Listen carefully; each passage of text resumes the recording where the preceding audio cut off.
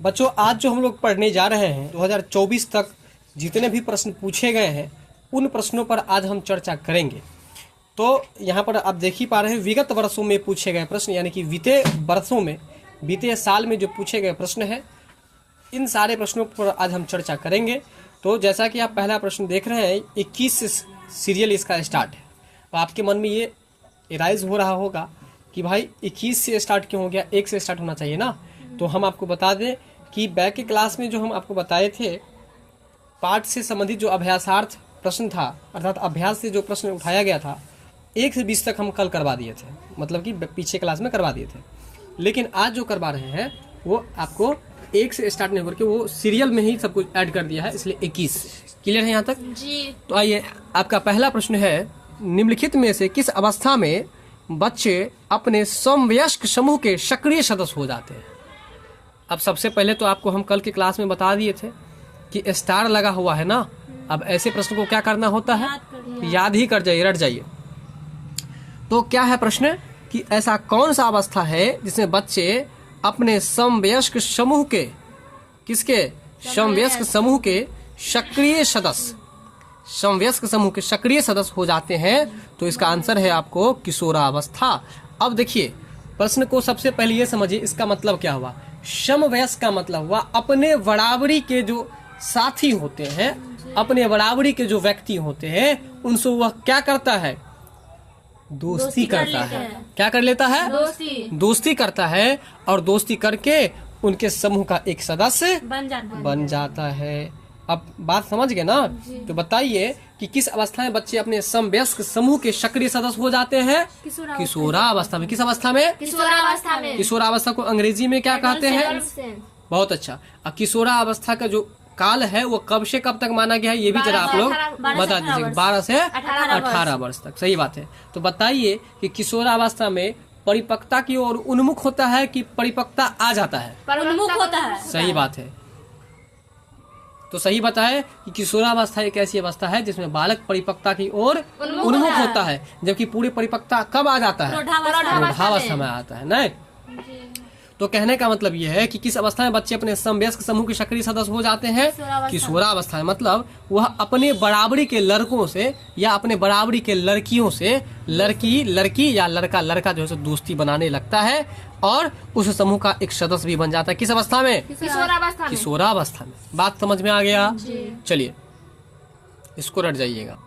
अगला प्रश्न है, मानव विकास को निम्न क्षेत्रों में विभाजित किया जाता है।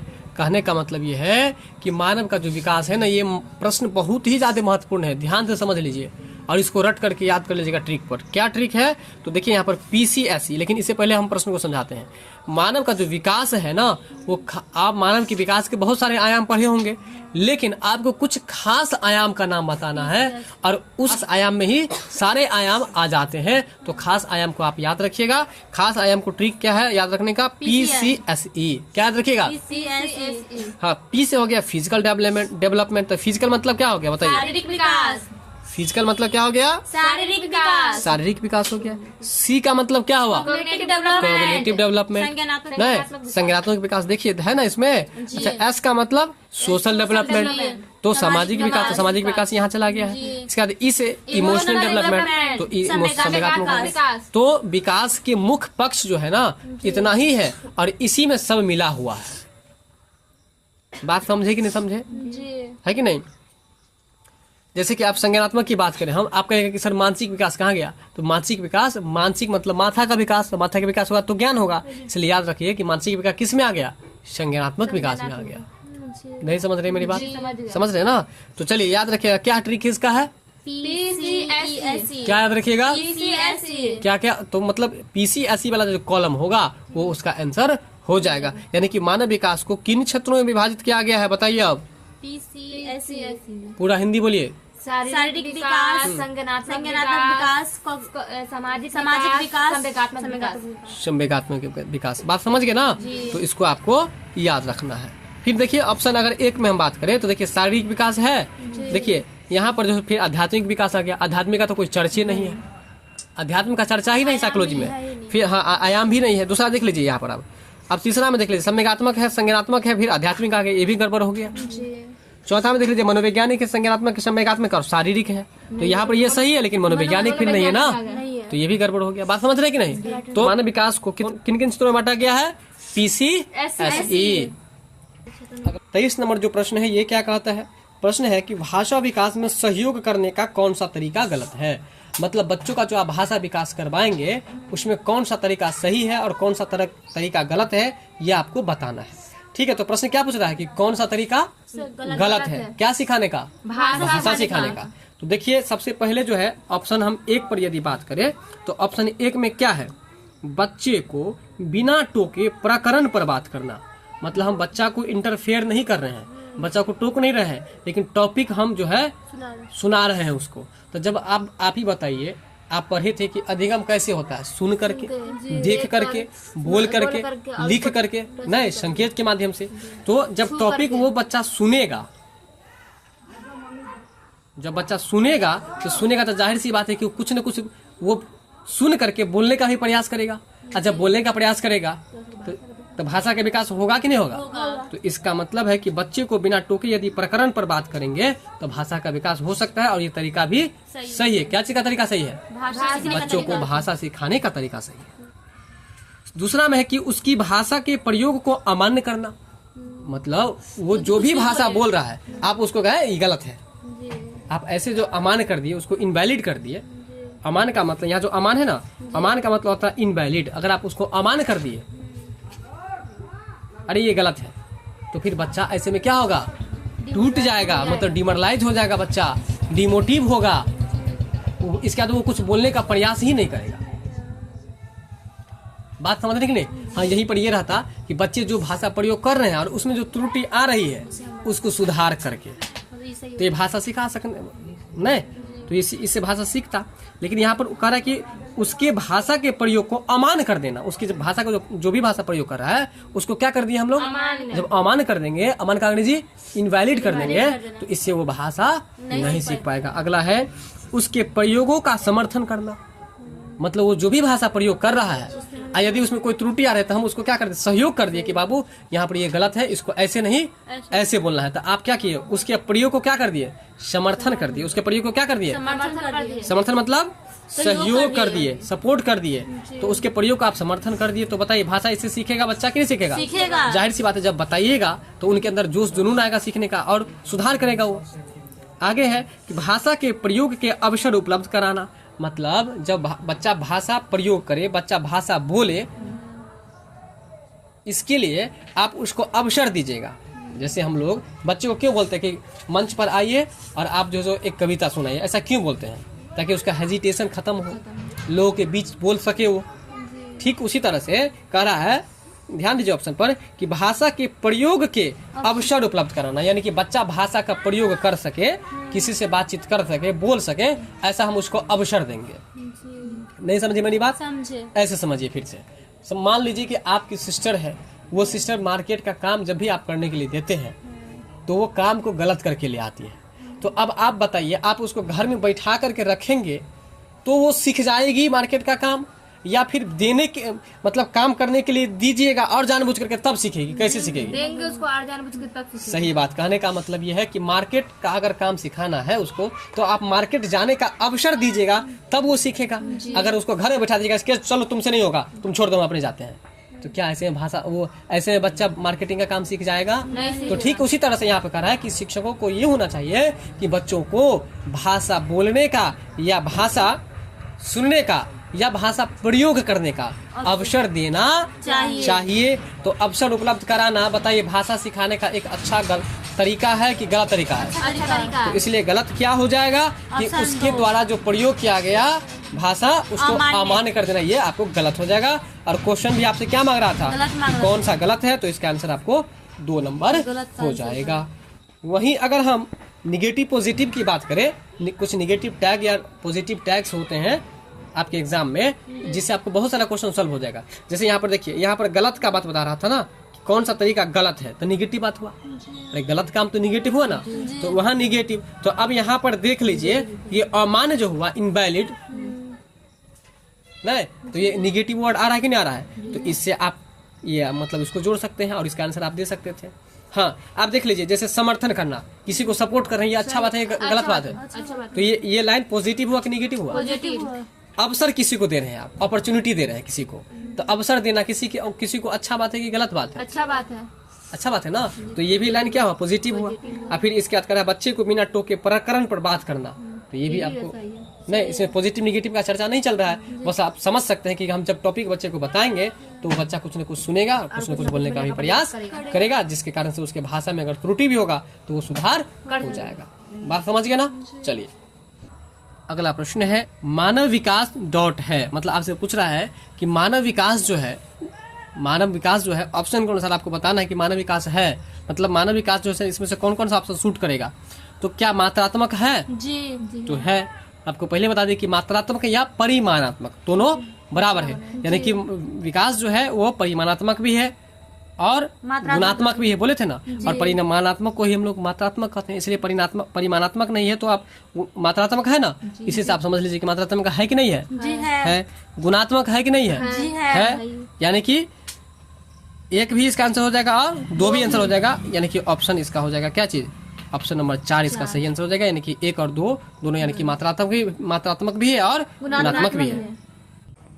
अगला प्रश्न है निम्नलिखित में कौन प्रारंभिक बाल अवस्था अवधि के दौरान उन भूमिकाओं एवं व्यवहारों के बारे में जानकारी प्रदान करते हैं जो एक समूह में स्वीकार्य है। कहने का मतलब यह है, प्रश्न आपको कह रहा है कि बच्चा जब प्रारंभिक बाल अवस्था की अवधि में होता है, ठीक है ना, किस अवस्था की अवधि में? प्रारंभिक बाल अवस्था की अवधि में।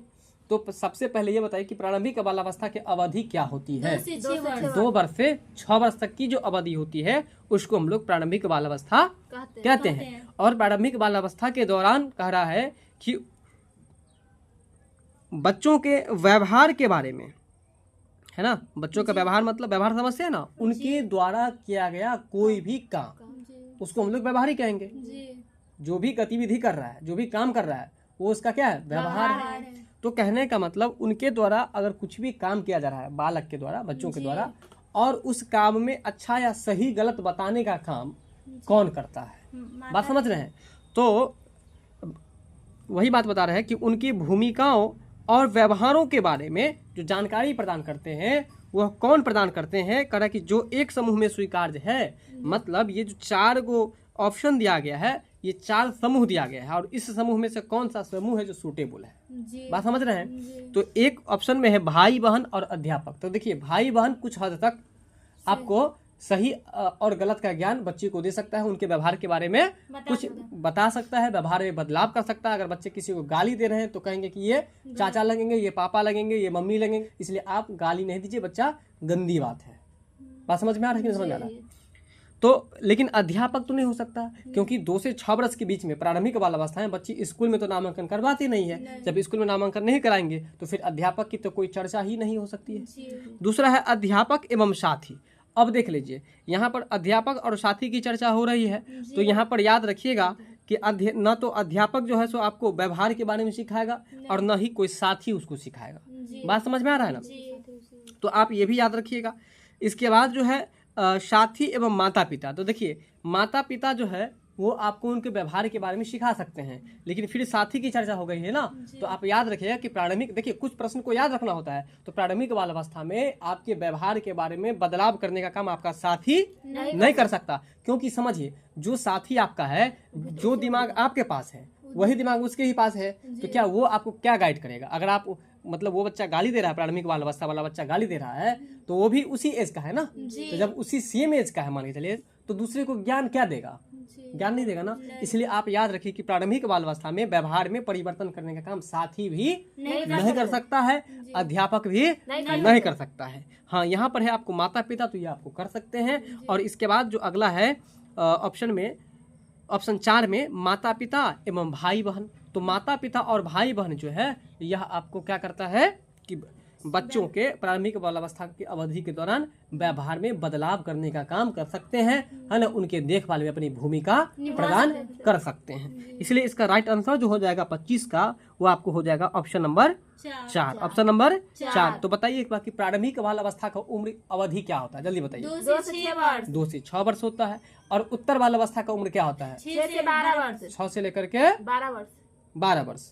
इसके बाद है आपको कि प्रारंभिक बाल्यावस्था के दौरान बच्चे को उनके देखभाल और उनके व्यवहार में बदलाव करने का काम कौन कर सकते हैं? माता पिता और भाई बहन। क्या अध्यापक कर सकते हैं? नहीं कर सकते। क्या उनके साथी कर सकते हैं? ठीक है, चलिए, तो इसका राइट आंसर आपको माता पिता और भाई बहन को याद रखना है। तो ये जो प्रश्न आप देखे हैं यह भी लगभग ये भी प्रश्न आपको याद रखने वाला ही है, तो इसलिए हम इसमें क्या लगा देते हैं? बताइए, स्टार लगा देते हैं। तो ये देखिए स्टार लगा दिए हैं। आप इस प्रश्न को भी समझ करके याद कर लीजिएगा। बात समझ गए? चलते हम लोग अगले प्रश्न पर। अब आपका अगला प्रश्न है, कोई भी नाराज हो सकता है, यह आसान है ना? कोई भी नाराज हो सकता है, यह आसान है, परंतु एक सही व्यक्ति के ऊपर सही मात्रा में सही समय पर सही उद्देश्य के लिए, है ना, तथा सही तरीके से नाराज होना आसान नहीं है। अब ध्यान दीजिए प्रश्न पर। प्रश्न बहुत ही अच्छा है, देखने में लंबा लग रहा है। कहना कोई भी नाराज हो सकता है। कोई भी क्या हो सकता है? नाराज हो सकता है। तो नाराज का मतलब क्या होता है? ध्यान दीजिए, नाराज का मतलब एक तरह से दुखी हो सकता है। नहीं, तो दुखी जो हो जाएगा, दुखी जब हो जाएगा तो इसका मतलब वो क्या है? दुखी होना, खुशी होना, क्रोध होना क्या है? संवेग है ना। जब नाराज हो गया यानी कि दुखी हो गया तो इसका मतलब क्या है? संवेग में बदलाव हो गया। ठीक है, यहाँ तक। आगे प्रश्न पर ध्यान दीजिएगा। कोई भी नाराज हो सकता है, यह आसान है, परंतु एक सही व्यक्ति के ऊपर, मतलब एक सही व्यक्ति के ऊपर सही मात्रा में सही समय पर सही उद्देश्य के लिए सही तरीके से नाराज होना आसान नहीं है। कह रहा है कि कोई व्यक्ति नाराज हो सकता है, लेकिन एक सही व्यक्ति है तो वो सही समय पर, है ना, और सही उद्देश्य से या सही तरीके से नाराज नहीं हो सकता है।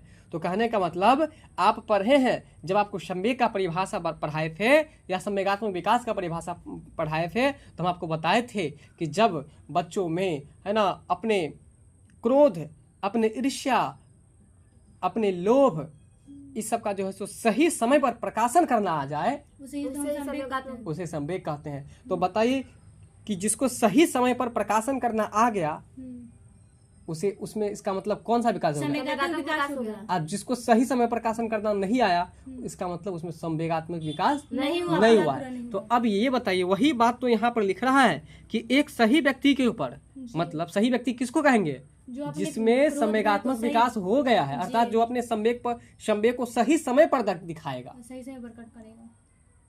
दिखाना प्रकट करना बराबर है। तो जो सही समय पर प्रकट करेगा, है ना, तो वो सही व्यक्ति कहलाएगा।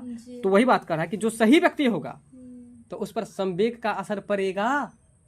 नहीं पड़ेगा ना। उस पर कितना भी भारी संकट आ जाएगा तो वो तिल मिलाएगा नहीं, वो क्रोधित नहीं होगा, वह इधर उधर नहीं होगा, वह जो है सो एकदम नियंत्रित करके रहेगा। क्यों? क्योंकि उनके अंदर संवेगात्मक विकास हो चुका है। तो वही बात है। एक बार पुनः प्रश्न को आप समझिए तो आप समझ जाएंगे।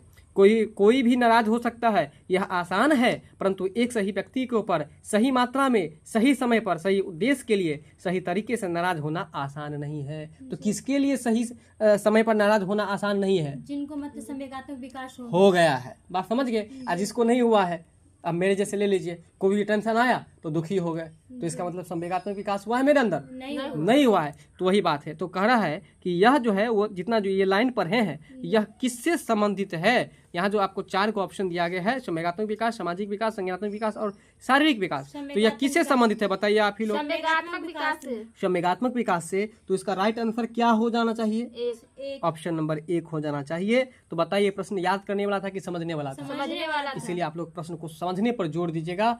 शब्द का अर्थ जो है ना आप लोग जानने का प्रयास कीजिए कि कौन सा शब्द का क्या अर्थ होता है, तब आपको परीक्षा में स्कोरिंग करने में, है ना, आसान रहेगा। इसके बाद जो आपका अगला प्रश्न है, शैशव काल की अवधि है, अवधि को अंग्रेजी में पीरियड कहते हैं। क्या कहते हैं? पीरियड कहते हैं। तो शैशव काल का अवधि क्या है? शैशव काल का समय क्या है? ये तो आपको हम पहले से बता दिए हैं। बताइए आप लोग। 0 से 2 वर्ष, जन्म से 2 वर्ष या 0 से 2 वर्ष, सही बात बताए। तो बताइए, ये प्रश्न याद रखने वाला है कि समझने वाला है?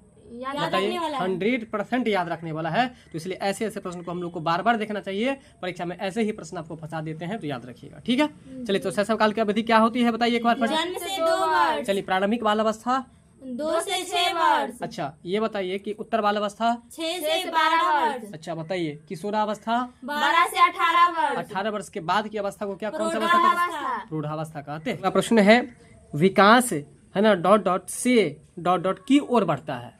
मतलब विकास जो है आपको हम पढ़ाए थे आपको थ्योरी, तो उसी समय खूब अच्छा से बताए थे कि विकास कभी भी कोई बच्चा अगर करता है, माने चलिए, तो पहले आप उसको अ लिखना सिखाते हैं, और अ जब लिखना सीख जाता है फिर आप उसको आ वाला मात्रा सिखाते हैं।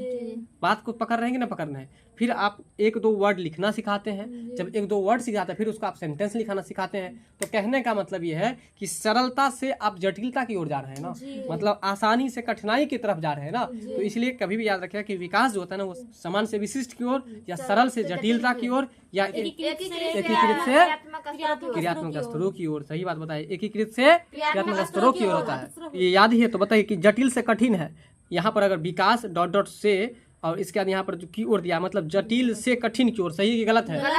गलत है। पहले क्या होना चाहिए था यहाँ पर? मतलब देखिए जटिल मतलब भी कठिन और कठिन मतलब भी कठिन हुआ, तो दोनों तो एक ही वर्ड हो गया यहाँ पर। अच्छा, इसके बाद देख लीजिए विशिष्ट से समान। हम आपको बताए थे ना कि बच्चा सबसे पहले पूरे बॉडी को हिलाता है, फिर अपने उसको हाथ पर कंट्रोल होता है, फिर हाथ पर कंट्रोल होगा, फिर उंगली पर कंट्रोल होता है। नहीं, तो पहले पूरे शरीर को हिलाया, मतलब समान पूरा शरीर हो गया तो आपको सामान्य हो गया। और जब एक उंगली से कोई काम किया तो इसका मतलब स्पेशल किसी काम को स्पेशली अंग से किया, मतलब विशिष्ट अंग से किया। स्पेशल को हिंदी में क्या कहते हैं? विशिष्ट। क्या कहते हैं? विशिष्ट। तो वही बात है, आपको समान से विशिष्ट की ओर, लेकिन यहाँ पर क्या दिया है? विशिष्ट से समान की ओर। तो बताइए कि गलत है कि सही है? गलत है। यानी कि यहाँ पर इसको अगर समान को पहले रख देता और विशिष्ट को बाद में रख देता तो काम चल सकता था, लेकिन ऐसा नहीं है। फिर आगे है साधारण, और इसका दिया है आसान। दोनों एक ही वर्ड है। दोनों एक ही बात हुआ कि नहीं हुआ? तो इसलिए इसका आंसर तो ये भी नहीं होगा। तो फिर आंसर बचा क्या? ऑप्शन नंबर 4 हो जाएगा, यानी कि समान से विशिष्ट की ओर आपको विकास चलता है। तो इसमें भी स्टार लगा दिए हैं, और स्टार का मतलब समझते ही है, प्रश्न को रट करके याद कर लेना। एक बार पुनः बताइए फटाफट से कि विकास जो है आपको किस ओर से किस ओर चलता है? सामान्य से विशिष्ट की ओर, सरल से जटिल की ओर, हाँ, एकीकृत से क्रियात्मक स्तरों की ओर। अगला प्रश्न है आपका, विकास की गति एक व्यक्ति से दूसरे व्यक्ति में भिन्न होती है। बताइए, हम आपको बताए थे कि विकास की गति अलग अलग हो सकती है। बहुत अच्छा से फोकस किए थे इस बात पर कि विकास की गति अलग अलग हो सकती है, लेकिन विकास का प्रतिमान जो है वो सबका एक जैसा ही होता है। बताए थे कि नहीं बताए थे? विकास का पैटर्न जो है सबका एक जैसा ही होता है। मतलब अगर आदमी है तो बच्चा जो पैदा होगा उसका वो किसके जैसा होगा? आदमी के जैसा। अगर गाय है तो गाय का बच्चा भी गाय के जैसे ही होगा। अगर बिल्ली है तो बिल्ली का बच्चा भी बिल्ली के जैसा होगा, है ना? जैसे अगर आप मान के चलिए आपके मदर है तो आपके मदर को 2 कान है, 2 आंख है, 1 नाक है, उसमें 2 छिद्र है कि नहीं? तो सेम उसी टाइप का आप भी पैदा लिए हैं। इसका मतलब है कि आप कौन सा विकास का सिद्धांत यहाँ पर पालन किए हैं? तो आप कहेगा समान प्रतिमान का सिद्धांत। कौन सा सिद्धांत? समान प्रतिमान का सिद्धांत। फिर से बताइए। समान प्रतिमान का सिद्धांत। तो समान प्रतिमान का सिद्धांत क्या कहा वो समझे? समान प्रतिमान का सिद्धांत यह कहता है कि जैसा जीव होगा वैसा ही उसका बच्चा होगा। उदाहरण स्वरूप क्या बताया आपको कि आदमी है तो आदमी का बच्चा भी आदमी का रूप होगा। जैसे आदमी को मान के चलिए कि 2 गो कान, 2 गो आंख, 2 गो पैर, 2 गो हाथ नहीं होता है, ठीक उसी तरह से उसके बच्चा को भी उसी तरह से होगा। तो ये यहाँ पर कौन सा विकास का सिद्धांत है? वो समान प्रतिमान का सिद्धांत। चाहे वो आदमी अमेरिका का हो, चाहे वो इंग्लैंड का हो, चाहे ब्रिटेन का हो, चाहे जहाँ जिस देश का हो, लेकिन आदमी है तो वो आदमी के जैसा ही बच्चा भी पैदा करेगा। अगर शेर है भारत का, वही शेर आपको जो दक्षिण अफ्रीका का है, वही दक्षिण कोरिया का है, वियतनाम का है, सऊदी अरब का है, दुबई का है, कतार का, कहीं का भी शेर होगा तो उसका बच्चा भी शेर के जैसे ही होगा। तो यहाँ पर विकास का कौन सा सिद्धांत है? समान प्रतिमान का सिद्धांत। और ये बहुत महत्वपूर्ण सिद्धांत है, इसलिए इस पर हम विशेष फोकस किए हैं। तो ये भी याद रखिएगा। बात समझ रहे हैं ना? तो समान प्रतिमान का सिद्धांत समझ गए। तो आइए एक बार पुनः हम इस पर चलते हैं। तो विकास की गति एक दूसरे से दूसरे में भिन्न होती है। मतलब विकास करने की गति एक दूसरे में भिन्न होती है। कोई बच्चा है कि जल्दी विकास कर गया, कोई बच्चा तो धीरे धीरे से विकास करता है। मतलब विकास की गति जो हुई ना, उसका चाल जो हुआ ना, वो सभी व्यक्तियों में अलग अलग हो सकता है, लेकिन उसका प्रतिमान जो है वो सबका सेम होगा, अलग नहीं हो सकता वो चीज। तो यहाँ पर क्या कर रहा है जरा ध्यान से फिर देख लीजिए। प्रश्न क्या कर रहा है कि विकास की गति एक व्यक्ति से दूसरे व्यक्ति में भिन्न होती है, किंतु यह एक क्रमबद्ध और व्यवस्थित का अनुगमन करती है। मतलब हम जो समान प्रतिमान वाला बात बताए ना, वही बात यहाँ पर भी है। क्रमबद्ध और व्यवस्थित क्रमबद्ध का मतलब जिस तरह से विकास जो होता है वो आपको क्रम से होता है ना, मान के चलिए विकास की प्रक्रिया क्रम से होता है ना। अभी जस्ट बताए थे सामान्य से विशिष्ट की ओर पहले पूरा बॉडी का विकास होगा, फिर आपको जैसे हैंड का विकास होगा, है कि नहीं, फिर आपको जैसे उंगली का विकास हुआ।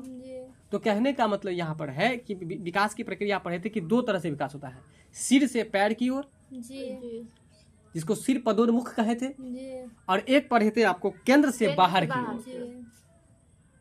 तो विकास को भी बच्चा करेगा तो ये दो ही पैटर्न का फॉलो करेगा। कैसे विकास होगा, या तो सिर से पैर की ओर या केंद्र से बाहर की ओर। बात समझ में आ रहा है? तो वही बात बता रहा था कि विकास की गति एक दूसरे से व्यक्ति एक दूसरे से दूसरे में भिन्न होती है, किंतु यह एक क्रमबद्ध मतलब सबका जो विकास करने का जो सीरियल होगा एक जैसा होगा, और व्यवस्थित मतलब उसका अरेंजमेंट, व्यवस्थित मतलब अरेंजमेंट, व्यवस्थित मतलब अरेंजमेंट होता है ना। तो क्रमबद्ध और व्यवस्थित नमूने का ही अनुगमन करती है। अनुगमन का मतलब होता है पालन करना। अनुगमन का मतलब पालन करना जी। तो अब बताइए कि विकास की गति एक दूसरे में भिन्न होती है कि अलग अलग होती है? भिन्न होती है। भिन्न भिन्न होती है ना। तो बताइए कि विकास करने की गति भले ही भिन्न भिन्न हो, लेकिन दोनों में क्रमबद्ध और व्यवस्थित अनुपालन करेगा कि नहीं करेगा? करेगा। यानी कि समान प्रतिमान का सिद्धांत जो है यहाँ पर आपको लागू हो रहा है। तो अनुगमन का मतलब क्या होता है? पालन करना है। चलिए अब समझ गए अपना प्रश्न, तो इसका राइट आंसर हो जाएगा क्रमबद्ध और व्यवस्थित। अब देखिए ये जो प्रश्न है, भाषा विकास के लिए प्रारंभिक बचपन ... काल है, यानी कि भाषा सीखने के लिए, भाषा विकास करने के लिए प्रारंभिक बचपन का जो काल होता है वो आपको कैसा काल है?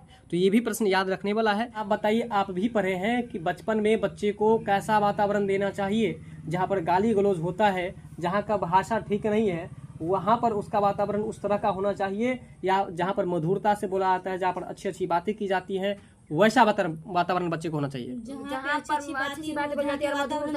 नहीं, और जहाँ पे लोग अच्छी अच्छी भाषा ही बोलते हो। क्यों आप ऐसा क्यों बोलते हैं? क्योंकि बचपन में बच्चा जैसा भाषा सुनेगा वैसा ही भाषा जीवन भर बोलने लगेगा। कब तक? जीवन भर। जीवन भर मतलब उसको वो भाषा बोलने का आदत सा पड़ जाता है। तो इसी वजह से प्रारंभिक बचपन जो होता है वो भाषा विकास के दृष्टि से अगर देखा जाए तो अति संवेदनशील होता है। अति संवेदनशील का मतलब होता है बहुत ही ज्यादा सेंसिटिव। सेंसिटिव मतलब बताए थे आपको हम, किशोरावस्था जो होता है बहुत ही संवेदनशील होता है, बताए थे हम, बताए थे ना किशोरावस्था जब पढ़ाए थे। संवेदनशील का मतलब बताए थे कि मतलब ऐसा अवस्था होता है किशोरावस्था कि गार्जियन को हमेशा इस बात का डर रहता है कि बच्चा हमारा कब किधर कौन सा मोड़ ले ले, उसका कोई ठीक नहीं रहता है। तो उसी को कहता है आपको संवेदनशील। नहीं समझ में आ रहा है जी? अब ले लीजिए ना, रास्ते में अभी मेला लगा था।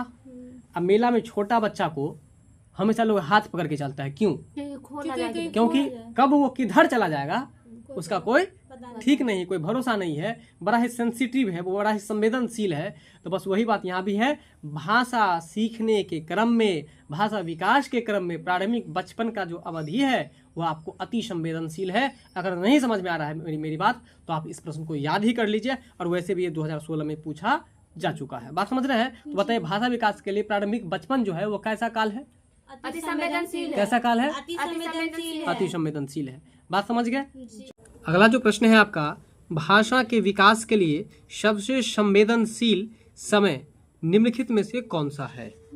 ठीक है, तो हम इस प्रश्न में सबसे पहले चर्चा करेंगे संवेदनशील पर। किस पर चर्चा करेंगे? संवेदनशील पर। हाँ, संवेदनशील पर। संवेदनशील का मतलब यहाँ पर समझिए कि भाषा सीखने के प्रति सबसे अधिक एक्टिव की अगर बात करें, सबसे अधिक एक्टिव की बात करें तो कौन सा अवस्था होता है? मतलब कि बच्चा जो है ना, किस अवस्था में भाषा सीखने के लिए सबसे ज्यादा एक्टिव होता है, सक्रिय होता है। ठीक है ना? सेंसिटिव मतलब संवेदनशील, और संवेदनशील का मतलब यहाँ पर क्या समझिएगा? देखिए एक शब्द का बहुत सारा अर्थ होता है, लेकिन यहाँ पर संवेदनशील का मतलब समझिए कि मतलब भाषा सीखने के प्रति एक्टिव, वो भाषा को इस अवस्था में ज्यादा पकड़ता है। बात समझ में आ रहा है ना? तो वो अवस्था का नाम है प्रारंभिक बचपन का समय, जो कि आपको दो वर्ष से लेकर के 6 वर्ष तक का होता है। और वहीं ये भी याद रखिएगा कि प्रारंभिक बचपन का जो समय होता है उसी को प्रारंभिक बाल अवस्था भी कहा जाता है। प्रारंभिक बचपन का समय या प्रारंभिक बाल अवस्था का समय, ये दोनों बात बराबर है। तो संवेदनशील का मतलब यहाँ पर आपको क्या बताया हम, संवेदनशील मतलब यहाँ पर जो इसका अर्थ लीजिएगा कि भाषा सीखने के प्रति बच्चा सबसे ज्यादा एक्टिव, सक्रिय रहता है। उत्सुक नहीं, सक्रिय। आप यहाँ उत्सुक भी बोल सकते हैं, कोई दिक्कत नहीं है, ठीक है ना। सबसे ज्यादा सक्रिय जो रहता है वो किस अवस्था में रहता है, प्रारंभिक बचपन का समय, जो कि 2 वर्ष से लेकर के 6 वर्ष तक का समय होता है। और ये प्रश्न आप रट करके याद रख लीजिएगा। अगला प्रश्न है, डॉट डॉट के अतिरिक्त निम्नलिखित कारणों के खेल युवा बच्चों के विकास में एक महत्वपूर्ण भूमिका निभाता है। कहता है आपको ये जो 4 ऑप्शन दिया है उसमें से एक ऑप्शन को छोड़ करके, क्योंकि ऐसा छोड़ करके क्यों बोल रहे हैं, क्योंकि इसमें लिखा है के अतिरिक्त। के अतिरिक्त का मतलब होता है के अलावा।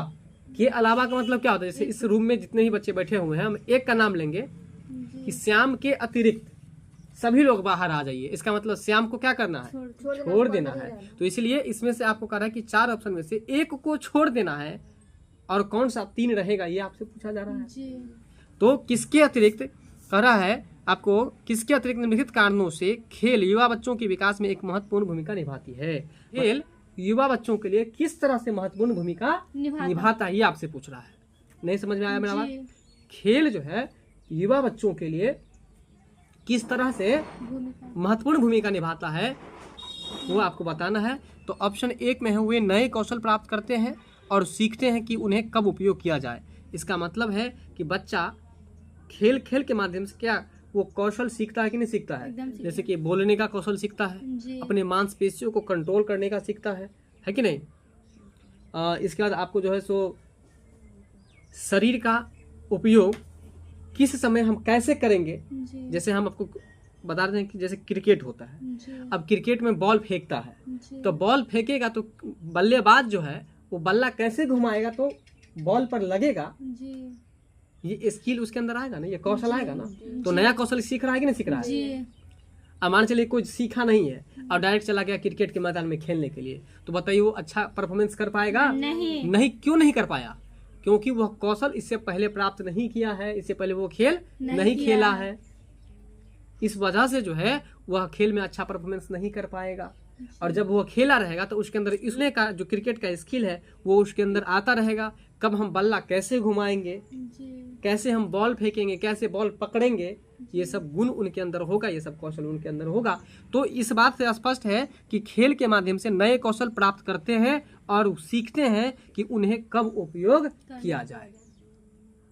आगे है, वे अपने शरीर पर निपुणता प्राप्त करते हैं। अभी जस्ट बताए ना कि मांसपेशियों पर कंट्रोल करना सीखते हैं, है कि नहीं। और शरीर मतलब कि कब किस तरह से बॉल आएगा तो कैसे शरीर को घुमाएंगे, या अदरवाइज कोई कबड्डी का ही ले लीजिए, कबड्डी में ही मतलब कैसे हम जाएंगे कि हमको सब नहीं पकड़ेगा, कैसे शरीर को हम कैसे मतलब चेंज करके इसके बाद हम भागेंगे कि दूसरा हमको नहीं पकड़ पाएगा, नहीं पछाड़ पाएगा। तो ये बॉडी को चलाने का निपुणता हुआ ना। निपुणता मतलब समझ लीजिए कि किसी भी काम को करने में जो पूरा जो है सो एकदम सीख जाते हैं ना, पूरा एकदम बढ़िया तरीका से करने लगते हैं, तो इसका मतलब समझिए कि आप उस काम में क्या हो गए, निपुण हो गए। उस काम में क्या हो गए, अगर आप साइकिल भली बातें चला लिए, इसका मतलब आप साइकिल चलाने में क्या हो गए, निपुण हो गए। अगर आप साइकिल चला रहे हैं, रास्ते में कहीं कोई गाड़ी आई, आप गिर गए, इसका मतलब अभी आप कोई आपको तुरंत बोल देता है कि अरे तुम नव सीखे हो क्या, मतलब नया सीखे हो अभी क्या, इसका मतलब तुम निपुण नहीं हो, ये कहना चाह रहा है। मेरी बात को समझे कि नहीं समझे। तो वे अपने शरीर पर निपुणता प्राप्त करते हैं, मतलब खेल के माध्यम से शरीर पर निपुणता प्राप्त करते हैं कि नहीं प्राप्त करते हैं? बिल्कुल करते हैं। इसके बाद है, यह उनकी इंद्रियों को उत्तेजित करता है। अब ले लीजिए कि क्रिकेट में हम खेलने के लिए गए, आपकी बल्लेबाजी थी, आप बल्ला उठाए और बल्ला उठाने के बाद आप जो है बॉल को एकदम उड़ाने लगे बाउंड्री लाइन से बाहर, 6 बॉल पर 6 छक्का लगा दिए। जब 6 बॉल पर 6 छक्का लगा दिए तो जाहिर सी बात है कि आपकी जो इंद्रिय है जागृत होगी, आपकी इंद्रिय उत्तेजित होगी कि नहीं होगी? क्योंकि आपके अंदर एक जोश जुनून जज्बा पैदा हो जाएगा कि हम तो 6 बॉल पर 6 छक्का लगा दिए। बात समझ में आ रहा है कि ना आ रहा है? तो बताइए कि खेल से इंद्रियां उत्तेजित होती है कि नहीं होती है? होती है। तो इसके बाद है ऑप्शन 4 में, यह समय बिताने का एक सुखद तरीका है कि नहीं। ऑप्शन डी, ऑप्शन 4 क्या है, यह समय बिताने का एक सुखद तरीका है। मतलब खेल जो है टाइम पास के लिए है केवल, जी नहीं, खेल खेलने से केवल टाइम पास ही हो रहा है, मतलब केवल आपका समय लॉस हो रहा है, कुछ फायदा नहीं हो रहा है। तो फायदा हो रहा है। सबसे पहले शारीरिक विकास हुआ, मानसिक विकास हुआ, संज्ञान का विकास हुआ, मतलब इस तरह से विकास के विभिन्न आयामों का क्या होता है, विकास होता है। इसलिए आप ये नहीं कह सकते हैं खेल को कि खेल खेलना केवल टाइम पास है। तो अब यहाँ तक क्लियर, यहाँ पर क्लियर हो चुका है कि 32 का 4 ऑप्शन होगा, क्योंकि यह समय बिताने का एक सुखद तरीका नहीं है। बात समझ में आ रहा है कि इसमें टाइम पास नहीं होता है। आपको यदि टाइम पास होता है तो बहुत सारा चीज अर्जित भी हो जाता है। ठीक है ना। तो बताइए अभी सबसे पहले कि खेल से आप क्या क्या प्राप्त करते हैं। तो आप बोलेगा कि नया कौशल प्राप्त करते हैं, है ना, और सीखते हैं कि उस कौशल का उपयोग हम किस समय करेंगे। 2 में है शरीर पर निपुणता प्राप्त करते हैं, मतलब आप जो है ना किसी भी काम को प्रति या खेलने के प्रति क्या करते हैं, निपुणता प्राप्त करते हैं। बॉडी को किस तरह से घुमाएंगे, कैसे बॉल पकड़ेंगे, कैसे हम बैटिंग करेंगे, है ना, कैसे हम बॉल सामने में आ रहा है तो उससे कैसे बचेंगे। बात समझ में आ रहा है कि नहीं। तीसरा है आपको कि इंद्रियां भी उत्तेजित होती है। इंद्रियां क्या होती है, उत्तेजित होती है। ठीक है। तो ये था आपको 32 का राइट आंसर, ऑप्शन 4 हो जाएगा इसका। ठीक है, चलते हैं अब हम लोग अगले प्रश्न पर। अगला प्रश्न है अनुशासन जो अधिगम वातावरण में महत्वपूर्ण भूमिका निभाता है किस तरह की सहायता करता है। सबसे पहले तो ये बताइए आप लोग कि ये जो लाइन है कि अनुशासन अधिगम वातावरण में एक महत्वपूर्ण भूमिका निभाता है, यह लाइन सही है कि गलत है। सही है। सही है, क्योंकि अनुशासन अधिगम प्राप्त करने में विशेष भूमिका निभाता है। अगर शिक्षकों के प्रति या आप अपने वर्ग कक्षा में किस तरह से रहेंगे, कैसे एक दूसरे से बातचीत करेंगे, इस तरह का अनुशासन आपके अंदर नहीं है तो क्या आप अधिगम प्राप्त कर पाएंगे? नहीं। आप नहीं प्राप्त कर पाएंगे। इसलिए अधिगम वातावरण में अनुशासन की विशेष भूमिका है। ठीक है, तो अब यहाँ पर कह रहा है कि भूमिका तो है, ये लाइन बता रहा है कि भूमिका तो है, लेकिन कैसे, किस तरह से भूमिका है ये आपको बताना है। तो पहला जो ऑप्शन है आपको कि बच्चों को उनके पाठ रटकर याद कराने में, है ना, बच्चे को उनके पाठ रटकर याद कराने में। अब सबसे पहले देखिए कि आपका जो प्रश्न था अनुशासन जो है वातावरण में एक महत्वपूर्ण भूमिका निभाता है, ये पॉजिटिव है जी, ये पॉजिटिव है, तो इसका आंसर भी क्या होगा, पॉजिटिव होगा। तो यहाँ पर ऑप्शन 1 में देख लीजिए कि बच्चों को उनके पाठ रटकर याद कराने में हम आपको पहले से ही बताते आ रहे हैं कि कुछ निगेटिव और कुछ पॉजिटिव टैग्स आपको बताते हम चलेंगे। तो जैसे कि यहाँ पर रटकर जो है, ये जो आप रटकर देख रहे हैं ये एक निगेटिव टैग है, एक निगेटिव वर्ड है। बात समझ में आ रहा है। तो अब बताइए कि प्रश्न पॉजिटिव है तो इसका आंसर जो है निगेटिव हो सकता है? नहीं हो सकता है। तो इसलिए ऑप्शन 1 तो कभी होगा ही नहीं, क्योंकि रटकर जो लिखा हुआ है ये आपको निगेटिव वर्ड है। ऑप्शन 2 में आइए, बच्चों को अपनी शिक्षा को विनियमित और मॉनिटर करने के लिए। बात समझ में आ रहा है। तो कहने का मतलब ये है कि बच्चों को अपनी शिक्षा को विनियमित और मॉनिटर करने के लिए, इसका अर्थ क्या हुआ ये भी पहले समझ लीजिए। इसका मतलब हुआ कि विनियमित का मतलब होता है शिक्षा से जुड़े नियम को पालन करने में, शिक्षा से जुड़े नियम को पालन करना।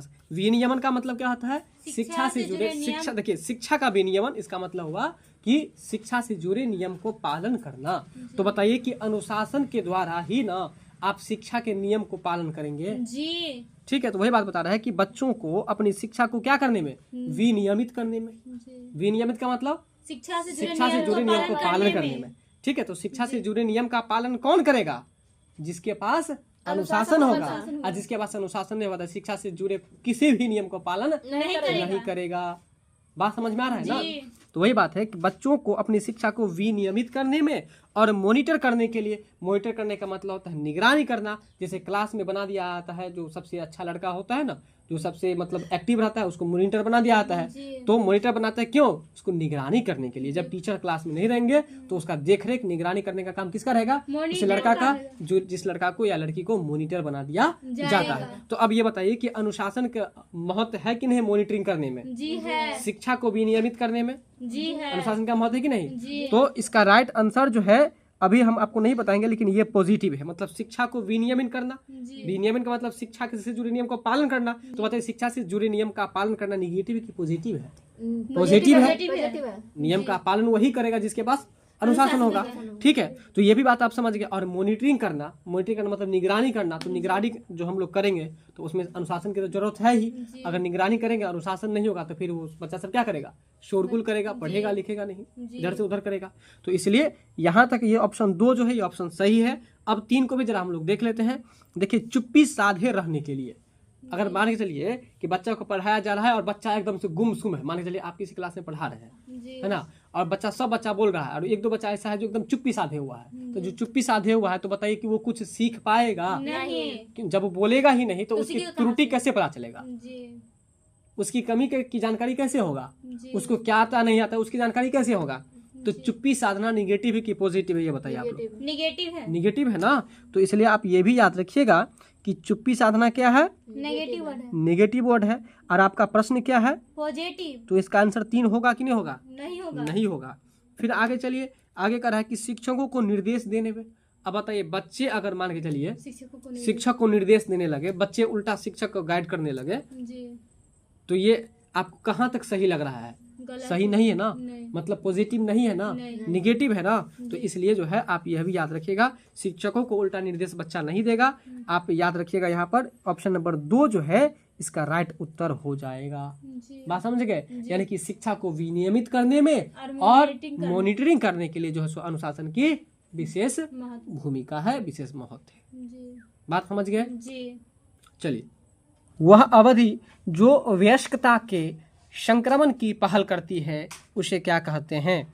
देखिए, वयस्कता के संक्रमण की पहल, इस प्रश्न को आप लोग रट करके याद रखिएगा, है ना। वयस्कता के संक्रमण की जो पहल करती है उसे हम लोग क्या कहते हैं? तो उसे हम लोग किशोरावस्था कहते हैं। स्टार भी लगा दिए हैं, आप याद रखिएगा इस प्रश्न को कि वह अवधि जो वयस्कता के संक्रमण को पहल करती है उसे क्या कहते हैं? तो किशोरावस्था कहते हैं। लेकिन इस प्रश्न को अब हम आपको समझा रहे हैं, समझाने के बाद वह प्रश्न आप जल्दी से नहीं भूल पाएंगे, इसलिए थोड़ा समझने का भी प्रयास कीजिए। कह रहा है कि वह अवधि मतलब ऐसी अवधि जो वयस्कता के संक्रमण की पहल करती है। अगर वयस्कता नहीं समझे तो आप ऐसे समझ लीजिए, वयस्कता नहीं समझे तो ऐसे समझ लीजिए कि परिपक्वता। किसी भी व्यक्ति को हम वयस्क कब कहेंगे? जब वह परिपक्व हो जाएगा। बात समझ में आ रहा है ना? तो कहने का मतलब ये है कि आप बताइए, हम आपको थ्योरी में पढ़ाए थे कि परिपक्वता की ओर उन्मुख जो होती है, परिपक्वता की ओर उन्मुख जो होती है वो किस अवस्था में होती है? सही बात बताएं आप लोग, किशोरावस्था में होता है। लेकिन परिपक्व कब होता है? प्रौढ़ावस्था में होता है। बात यहाँ तक क्लियर है? तो आपको वही वाला लाइन आपको यहाँ पर आपको लगाना है। कैसे? सो देख लीजिए प्रश्न को। कह रहा है कि वयस्कता, अवस्था मतलब क्या बताया आपको हम? जो व्यक्ति परिपक्व हो जाए। तो कह रहा, लेकिन यहाँ प्रश्न क्या कर रहा है? जो वयस्कता के संक्रमण की पहल करती है, मतलब वयस्कता के संक्रमण का मतलब यहाँ पर क्या होता है वो बताते हैं। फिर से समझिए, वयस्कता के संक्रमण की पहल करती है। पहल करना मतलब प्रारंभ करना, यानी कि शुरुआत करना, यानी कि आप वयस्कता के तरफ, आप परिपक्वता के तरफ जाना क्या कर देते हैं? शुरू कर देते हैं, प्रारंभ कर देते हैं, अर्थात पहल करने लगते हैं। अभी भी बात समझ में आया कि नहीं आया? फिर से देख लीजिए, क्या कर रहा है? वह अवधि जो वयस्कता के संक्रमण की पहल करती है। पहल करने का मतलब शुरुआत करना।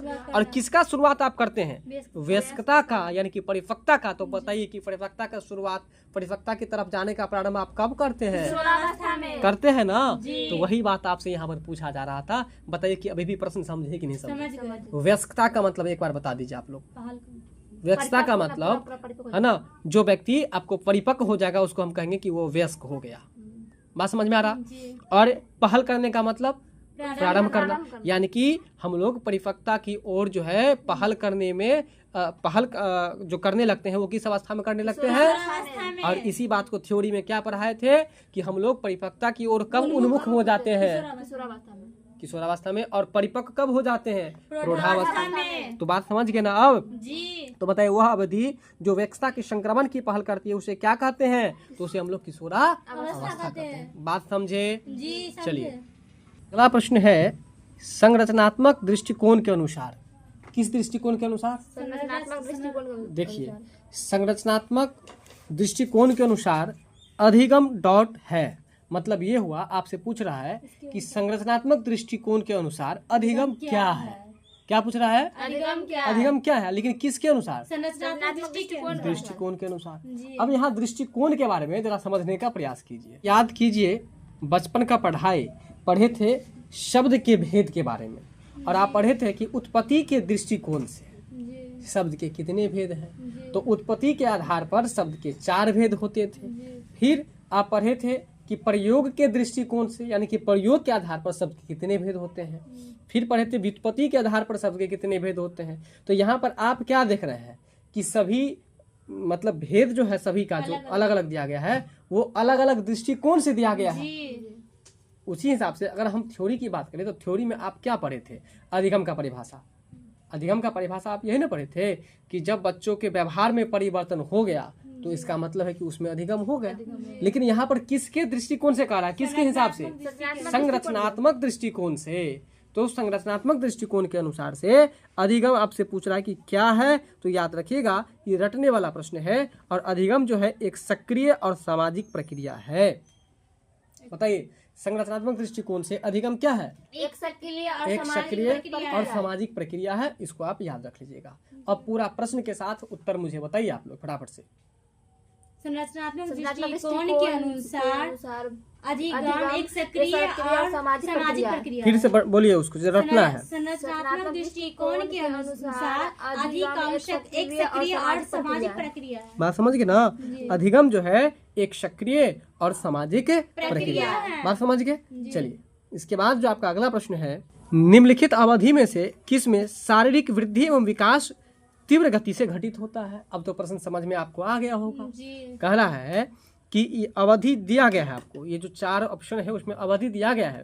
कह रहा किस अवधि में शारीरिक वृद्धि मतलब शरीर की वृद्धि और उसका विकास किस गति से, बताइएगा जरा, किस गति से, तीव्र गति से। तो बताइए आप थ्योरी में पढ़े थे कि तेजी से शारीरिक वृद्धि और विकास किस अवस्था में होता है। तो आप पढ़े थे शैशवावस्था में होता है।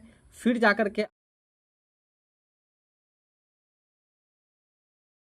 प्रारंभिक बाल अवस्था में भी होता है। यानी कि याद रखिएगा ये भी प्रश्न आपको रटने वाला है कि किस अवधि में शारीरिक वृद्धि और विकास तीव्र गति से होता है। तो क्या याद रखिएगा, शैशवावस्था में और प्रारंभिक बाल अवस्था में। किस अवस्था में, शैशवावस्था में और प्रारंभिक बाल अवस्था में जो है आपको सीखने की गति भी तीव्र होती है और शारीरिक वृद्धि तथा विकास भी आपको तीव्र गति से होती है। बात समझ में आ रहा है ना। तो एक बार पुनः फिर से बताइए कि किस अवधि में शारीरिक वृद्धि और विकास तीव्र गति से घटित होती है। शैशवावस्था में और प्रारंभिक बाल अवस्था में आपको तीव्र गति से जो है सो होती है। विकास के संदर्भ में कौन सा कथन सही है, मतलब किसके संदर्भ में चर्चा हो रही है, विकास के संदर्भ में। विकास के संदर्भ में कौन सा कथन सही है, मतलब आपको सही क्या है वो आपसे पूछ रहा है। तो सबसे पहला ऑप्शन है कि विकास केवल बाल अवस्था के दौरान ही होता है। बताइए विकास की प्रक्रिया केवल, ये सबसे पहले तो केवल लगा दिया ना तो वो लाइन समझ लीजिए कि निगेटिव हो गया। केवल लगा दिया वो लाइन क्या हो गया, निगेटिव हो गया, क्योंकि केवल बोलने से उसका एक ही पक्ष में उसका जो है तो जोर पड़ रहा है। तो इसलिए केवल जो है वो क्या है, निगेटिव है। ठीक है ना। तो बताइए केवल बाल्यावस्था में ही बच्चों का विकास होता है। जी नहीं। अच्छा 2 में आइए, विकास बहुआयामी होता है। क्या ये बात सही है कि विकास बहुआयामी होता है? तो बिल्कुल सही है कि विकास बहुआयामी होता है। फिर आगे है कि विकास की दर सभी संस्कृतियों में सभी के लिए समान होता है। मतलब समझिए, कह रहा है कि विकास की दर, लाइन पर ध्यान दीजिए, विकास की दर सभी संस्कृति में, संस्कृति मतलब कल्चर जिसको हम लोग कहते हैं। जैसे अपने भारत की संस्कृति कुछ और है, हड़प्पा सभ्यता की संस्कृति कुछ और थी, है कि ना। विदेश मान चलिए यहाँ से अमेरिका की संस्कृति कुछ और होगी।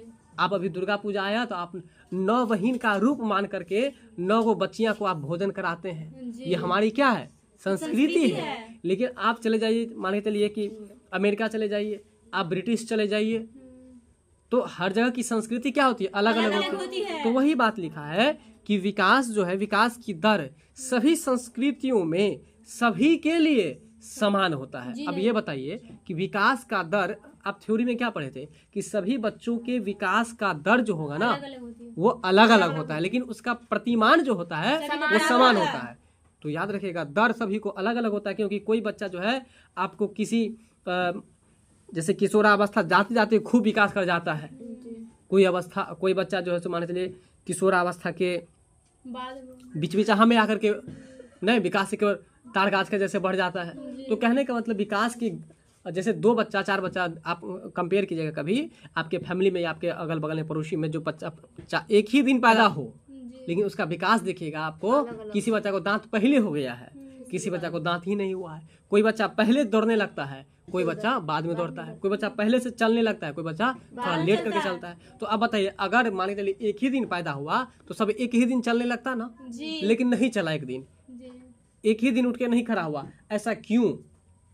क्योंकि सभी बच्चों का विकास करने का जो दर होता है, उसका जो रेट होता है वो अलग अलग होता है। नहीं समझ रहे मेरी बात, हम क्या बोल रहे हैं?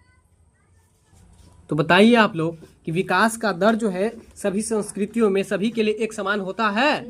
नहीं होता है। ठीक है ना? तो ये ऑप्शन जो 3 नंबर है ये सही है कि गलत है? गलत है। इसके बाद आपको ऑप्शन 4 में आइए, विकास केवल विद्यालय में होने वाले अधिगम से ही होता है। अब देखिए यहाँ भी एक चीज लग गया। क्या लग गया? केवल। जब ये केवल लग गया तो वो लाइन क्या हो गया? नेगेटिव हो गया। विद्यालय में थोड़ी ना होगा, निगेटिव हो गया। ठीक है ना? कैसे निगेटिव हो गया अब ये भी समझ लीजिए। तो देखिए कि विकास केवल विद्यालय में जो अधिगम होता है उससे ही होता है, मतलब कि आपके विद्यालय में जो पढ़ाया गया शिक्षकों के द्वारा उसी से आपका विकास हो जाएगा। तो अगर यही बात होता तो स्कूल में बच्चे को पढ़ाया था कुछ और उनके घर का वातावरण जो अगर मान के चलिए गंदा है तो गंदा वातावरण में कुछ और सीख जाता है, तो उसका विकास जो हुआ वो केवल स्कूल के अधिगम से ही हुआ। और अपने घर के वातावरण में जो लर्निंग हुआ गाली सीखने का, गाली बोलने का, तो मतलब उससे उसका विकास नहीं हुआ। तो इसलिए ये कोई जरूरी नहीं है कि स्कूल के अधिगम से ही आपका विकास होगा, आपके और भी जो वातावरण है उससे भी आपका विकास होगा, उसका भी प्रभाव पड़ता है। तो अब बताइए ऑप्शन 4 जो है ये भी आपको निगेटिव ही हो गया है कि नहीं, और ऑप्शन 3 जो है ये भी आपको निगेटिव ही हो गया।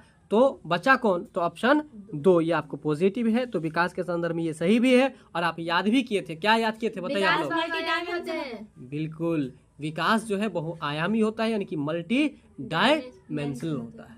अगला प्रश्न है, विकास की किस अवस्था में बच्चे कल्पनाशीलता वाले खेल में सक्रिय रूप से भाग लेते हैं? मतलब समझिए कि ये प्रश्न क्या कहता है। सबसे पहले हम आपको बताएंगे कि कल्पनाशीलता वाला खेल क्या होता है। देखिए, कल्पनाशीलता वाले खेल को हम लोग प्रतीकात्मक खेल भी कहते हैं। और प्रतीकात्मक का मतलब तो आप समझते हैं, जैसे देखिएगा बच्चों को मिट्टी को सान करके रोटी का आकार दे देगा और उसको वह क्या मान लेता है? रोटी मान लेता है। मिट्टी को ही आलू के जैसा गोल गोल बना करके आलू का आकार दे देता है। नहीं, किसी भी झाड़ी पत्तियों को तोड़कर उसको साग सब्जी का आकार दे देता है। तो बताइए, वस्तु कुछ और है, नाम कुछ और दे दिया, यानी कि यहाँ पर प्रतीक कुछ और दे दिया, उसका संकेत कुछ और दे दिया, तो इसका मतलब है उस खेल को ही हम लोग क्या कहते हैं? कल्पनात्मक खेल। और जब हम थ्योरी पढ़ा रहे थे तो वहाँ पर आपको बताए थे कल्पना करने का मतलब किसी चीज को कोई चीज मान लेना, किसी वस्तु को कोई चीज मान लेना। अब जैसे मिट्टी है और उसको दाल मान लिया, मिट्टी है उसको चावल मान लिया, मिट्टी ही है उसको जो है आपको चावल गेहूं वगैरह वगैरह बहुत कुछ भी मान लेता है। अब लकड़ी का कोई ऐसा है जो बंदूक के आकार के जैसा है तो उसको वो बंदूक मान लेता है। पत्थर का ही कुछ नुकीला निकला हुआ है उसको वह जो है आपको छुरा मान लेता है, भाला मान लेता है। बात को अभी भी समझे कि नहीं समझे? तो बताइए कल्पनाशीलता वाला खेल का मतलब समझे कि नहीं समझे? ऐसा खेल जिसमें किसी वस्तु को कोई और भी नाम दे दिया जाता है तो उसको हम लोग प्रतीकात्मक खेल भी कहते हैं, कल्पनाशीलता खेल भी कहते हैं, या फिर आप उसको संकेतात्मक खेल भी कह सकते हैं। ये बात क्लियर हो गया। अब प्रश्न क्या कह रहा है, अब जो आप लोग लाइन पढ़ेंगे ना तो पूरा तुरंत समझ में आ जाएगा। तो आप ही लोग बताइए कि प्रश्न क्या कहता है। विकास की बच्चे कल्पनाशीलता वाले खेल में सक्रिय रूप से भाग लेते हैं। बात समझ गए? विकास की ऐसी कौन सी अवस्था है जिसमें बच्चे कल्पनाशीलता वाले खेल में सक्रिय रूप से भाग लेते हैं? बात समझ रहे हैं? विकास की ऐसी कौन सी अवस्था है जिसमें बच्चे कल्पनाशीलता वाले खेल में सक्रिय रूप से यानी कि पूर्ण रूप से एक्टिव होकर के भाग लेते हैं? तो ये प्रश्न जो आप देख रहे हैं 38 नंबर, ये प्रश्न भी आपको कैसा प्रश्न है? याद रखने वाला प्रश्न है। और अगर नहीं याद रख सकते हैं तो जरा सोच करके देखिए कि मिट्टी को ही दाल भात सब्जी मान करके, है कि नहीं, और उससे वो खेलते रहते हैं। मिट्टी का ही एक डीजे का आकार दे देता है, मिट्टी का ही वो बाजा का आकार दे देता है, मिट्टी का ही वो गाड़ी बना लेता है, गाड़ी का आकार दे करके गाड़ी मान लेता है उसको। तो इस तरह के खेल कितने वर्ष में, हम आपको सबसे पहले बताते हैं किशोरावस्था के बारे में। बताइए, किशोरावस्था जो 12 से 18 वर्ष का एज होता है, जी सही है।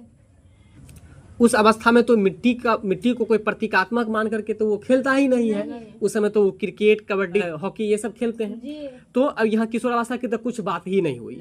अब आ जाइए आप शैशवावस्था में। शैशवावस्था का उम्र कितना होता है?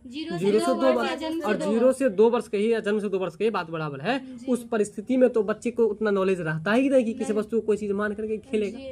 तो शैशवावस्था और किशोरावस्था, इस दोनों का झंझट खत्म हो गया। इसके बाद आइए मध्य बाल अवस्था। और मध्य बाल अवस्था का जो उम्र होता है वह आपको होता है 6 वर्ष से 11 वर्ष के बीच। 6 वर्ष से 11 वर्ष के बीच में जो है सो आपको वो भी काम नहीं करता है। कौन सा काम? तो किसी वस्तु को कोई चीज मान करके खेलने का काम, ये भी काम नहीं करता है। तो फिर बचा कौन? तो बच गया आपको प्रारंभिक बाल अवस्था। यानी कि प्रारंभिक बाल अवस्था ही एक ऐसा अवस्था है जिसमें बच्चे किसी वस्तु को कोई प्रतीकात्मक मान करके, कोई प्रतीक मान करके और उससे वो खेलते रहते हैं। बात समझे कि नहीं समझे? तो ये भी आपको याद रखने वाला प्रश्न है कि 2 से 6 वर्ष होता है। और प्रारंभिक बाल अवस्था की जो अवधि होती है वो 2 से 6 वर्ष होता है। और 2 से 6 वर्ष की अवधि में ही आपको बच्चे किसी भी वस्तु को जो है कोई प्रतीक मान करके, है कि नहीं, किसी वस्तु को कुछ भी मान करके खेलने लगता है। ठीक है ना? तो ये भी प्रश्न याद रखने वाला है कि विकास की किस अवस्था में बच्चे कल्पनाशीलता वाले खेल में सक्रिय रूप से भाग लेने लगते हैं। तो इसका राइट आंसर क्या हो जाएगा? तो प्रारंभिक बाल अवस्था में। और प्रारंभिक बाल अवस्था का उम्र हम आपको कितना मत बताए हैं? 2 से 6 वर्ष। ठीक है ना? 2 से 6 वर्ष। शैशवावस्था का उम्र कितना से कितना बताया? 0 से 2 वर्ष। किशोरावस्था 12 से 18 वर्ष। मध्य बाल अवस्था 6 वर्ष से 11 वर्ष। बात समझ गए? चलते हम लोग अगले प्रश्न पर। अगला है 2 से 6 वर्ष की अवधि को क्या कहते हैं? अब आप ही बताइए। अभी जस्ट पढ़े हैं, जस्ट ऑप्शन में आप क्लियर किए हैं कि 2 से 6 वर्ष की जो अवस्था होती है उसको हम लोग क्या कहते हैं? तो उसको हम लोग प्रारंभिक बचपन भी कह सकते हैं या प्रारंभिक बाल अवस्था भी कहते हैं। यानी कि प्रारंभिक बाल अवस्था को ही हम लोग प्रारंभिक बचपन भी कहते हैं। बात समझ गए ना? का अगला प्रश्न है कि बच्चे किस तरह सीखते हैं। अब देखिए, ये भी थ्योरी में आपको हम पढ़ाइए दिए थे, याद है? बताइए आप लोग, बच्चे कैसे कैसे सीखते हैं? तो आप लोग मुझे बताए थे कि बच्चे पढ़कर सीखते हैं, बच्चे सुनकर भी सीखते हैं, नहीं, और बच्चे देख करके भी सीख जाते हैं, और बच्चा क्रिया करके भी सीख जाते हैं। तो ये भी प्रश्न याद रखने वाला है कि बच्चे कैसे सीखते हैं। तो पढ़कर सीखते हैं, देखकर सीखते हैं, सुनकर सीखते हैं और क्रिया करके। क्रिया करना मतलब कोई भी काम करके सीख जाते हैं, नहीं? चलिए, तो ये भी प्रश्न याद रखना है आपको। यानी कि इसका राइट आंसर जो हो जाएगा आपको ऑप्शन नंबर 4 हो जाएगा, A, B, C और D। अब जो आपका अगला प्रश्न है, इनमें से कौन सा बच्चा मध्य बाल अवस्था में होगा? मतलब आपसे प्रश्न यह पूछ रहा है कि मध्य बाल अवस्था की विशेषताएं कौन सी है।